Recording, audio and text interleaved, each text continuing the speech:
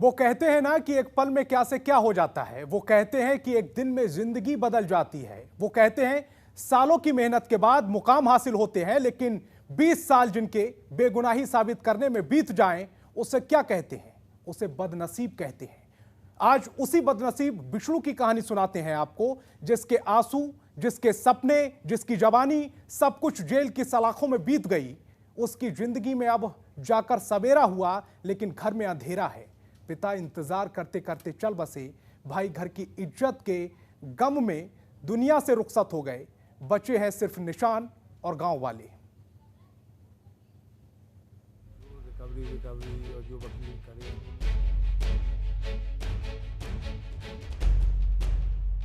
किसी ने कोई आज एक सहायता, कोई मदद नहीं दी हमको। और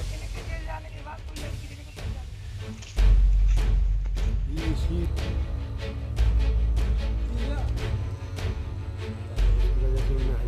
जो कि ललितपुर से यहाँ पर स्थानांतरित।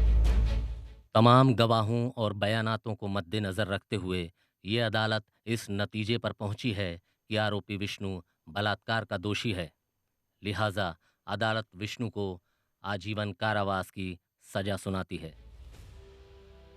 बेशक ये दृश्य फिल्मी है, लेकिन 20 साल पहले ललितपुर के विष्णु को यूपी की एक अदालत ने कुछ ऐसे ही ताउम्र सलाखों के पीछे जिंदगी बसर करने की सजा सुनाई थी। और अब 20 साल बाद इलाहाबाद की हाई कोर्ट कहती है कि विष्णु निर्दोष है, बेगुनाह है, उसे आजाद किया जाता है, उसे बाइज्जत बरी किया जाता है। तमाम गवाहों और बयानातों को मद्देनजर रखते हुए ये अदालत इस नतीजे पर पहुंची है कि आरोपी विष्णु निर्दोष है। लिहाजा ये अदालत आरोपी विष्णु को बाइज्जत बरी करने का आदेश सुनाती है। बड़ा हैरान करते हैं ये अल्फाज और ये फैसला भी, जो 20 साल बाद एक ऐसे शख्स को बाइज्जत बरी करने का फरमान सुना रहे हैं जिस पर पहले एक महिला के साथ दुष्कर्म का आरोप लगा, फिर उसे आरोपी बनाकर कोर्ट में घसीटा गया, फिर केस चला और फिर अदालत ने कैद बामुशक्कत की सजा सुनाई। तमाम गवाहों और बयानातों को मद्देनजर रखते हुए ये अदालत इस नतीजे पर पहुंची है कि आरोपी विष्णु निर्दोष है। लिहाजा ये अदालत आरोपी विष्णु को बाइज्जत बरी करने का आदेश सुनाती है। मन तो इज्जत जो गई तो वो तो गई समाज में। हमारा घर बिल्कुल बेकार हो चुका। माँ बाप की, 2 भाइयों की अटैक पड़ के मृत्यु हो गई। और जो रिकवरी और जो वकील करे उनने भी पैसा खा लिया। किसी ने कोई आज एक सहायता, कोई मदद नहीं दी हमको। और हम 20 साल से ही इसी उसमें रहे कि हम निर्दोष थे तो निर्दोष ही साबित करेंगे। इसीलिए हमने आत्महत्या नहीं करी, अपना संयम बनाए रखे रहे जेल में। और हम उस समाज को ये दिखाना चाहते थे कि उस समाज में हम फिर दोबारा से जाएंगे, उस समाज को हम फिर से बताएंगे कि शायद हम बेगुनाह थे, इसलिए हम आप लोगों के बीच आए हैं। 20 साल तक एक शख्स को जलालत की जिंदगी बसर कराने के बाद, एक काल कोठरी में उसकी पूरी उम्र खफा कर देने के बाद, उसके पूरे परिवार को तबाह बर्बाद कर देने के बाद, अब इस मुल्क का कानून कहता है विष्णु निर्दोष है। बड़ा हैरान करता है ये बयान, ये ऐलान। ऐसा है, एक सिद्धोष बंदी जो कि ललितपुर से यहाँ पर स्थानांतरित होकर के आया था, उसको 19 साल से ज्यादा कारागार में हो गया था। इसकी अपील माननीय उच्च न्यायालय इलाहाबाद में लंबित थी, जिसको विगत दिनों माननीय उच्च न्यायालय ने निर्दोष साबित कर दिया। और निर्दोष साबित हो जाने के पश्चात संबंधित न्यायालय से रिहाई आदेश कल प्राप्त हुआ था, जिसको कि हम लोगों ने कारागार से रिहा कर दिया। अब कहाँ हो जा चुका? वो कल यहाँ से रिहा होकर के अपने घर जा चुका है। तो पूरी जिंदगी बर्बाद होने के बाद, हजारों हजार जुल्म सहने के बाद, अपने पूरे परिवार को खो देने के बाद, अब 20 साल बाद विष्णु बलात्कार के कलंक से आजाद हो गया है, खुली हवा में सांस लेने का हकदार हो गया है। लेकिन 20 साल तक उसके साथ क्या क्या हुआ, कैसे कैसे जुल्म सहे उसने, क्या क्या नहीं खोया उसने,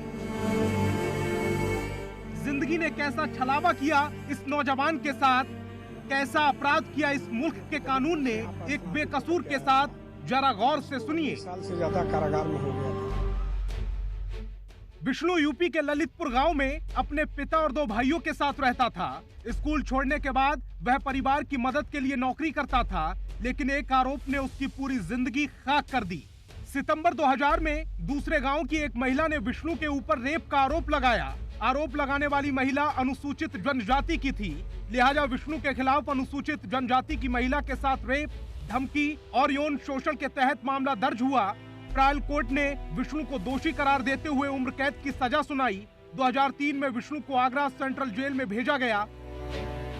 2005 में विष्णु ने मामले को हाई कोर्ट में चुनौती देने का मन बनाया, लेकिन बात नहीं बनी। 6 साल पहले उसके पिता की मृत्यु हो गई, लेकिन पैरोल न मिलने की वजह से विष्णु अंतिम संस्कार में नहीं जा सका। उसके बाद विष्णु के भाइयों की भी मौत हो गई। जो रिकवरी और जो वकील करे,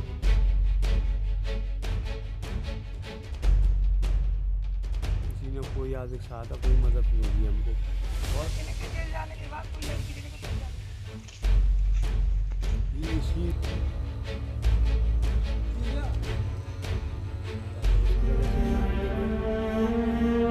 तमाम गवाहों और बयानातों को मद्देनजर रखते हुए ये अदालत इस नतीजे पर पहुंची है कि आरोपी विष्णु बलात्कार का दोषी है। लिहाजा अदालत विष्णु को आजीवन कारावास की सजा सुनाती है। आरोप तो ऐसे लगे थे, हरिजन एक्ट लगा था उस समय, बलात्कार का केस भी लगा था। और उस समय सर मैं बहुत छोटा था, समथिंग 5 साल की समथिंग था। उस समय सर बहुत हमारे चाचा को वो फंसाया गया है, झूठ पानी में फंसाए। हम लोगों ने कुछ पैसे लिए, उसके बाद हमारे चाचा को जेल में डाल दिया गया, आजीवन कारावास हुई है। उसके बाद सर हमारी कुछ ज़मीन है, 8 एकड़ की समथिंग ज़मीन बेची। जब हमारा परिवार एक साथ रहता था, इसी घर में रहते थे और रहते हैं अभी भी, तो हमारी ज़मीन बिक चुकी सर। हमारे दादी दादा भी ख़त्म हो गए, हमारे चाचा जी भी ख़त्म हो गए, हमारे पिताजी भी हार्ट अटैक आ चुका है, हमारे पिताजी भी ख़त्म हो गए। एक आरोप ने विष्णु के पूरे परिवार को तबाह कर दिया। पिता बेटे को बलात्कार का दोषी मानते हुए दी गई सजा के चलते शर्म लज्जा से ही नहीं जी पाया। भाई भी वक्त से पहले दुनिया से रुखसत हो गए।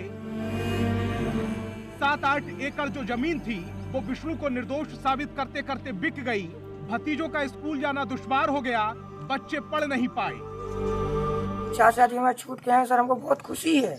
हमारे जो कलंक लगा था हमारे परिवार पे बलात्कार का, हरिजन एक्ट का कलंक लगा था सर, हमको जो 20 साल से जिल्लत की ज़िंदगी जो मैंने जी है सर, हम लोगों ने कहीं पढ़ाई नहीं कर पाई है, कहीं कुछ पढ़ाई करने गए, वो इनके चाचा ने ऐसा किया है। हाई कोर्ट ने आज हमको हमारे चाचा जी को निर्दोष साबित किया है।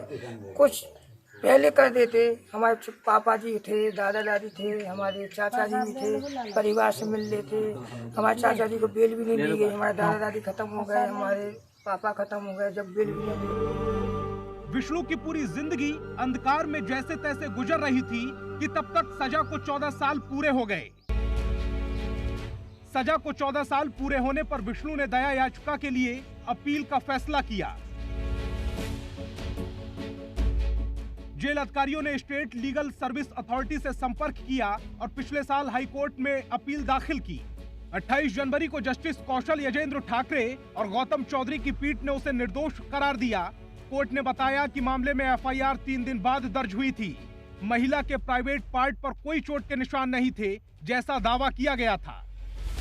कोर्ट ने बताया कि दोनों परिवारों के बीच जमीन का विवाद था और महिला के पति और ससुर ने शिकायत दर्ज कराई थी, न कि महिला ने।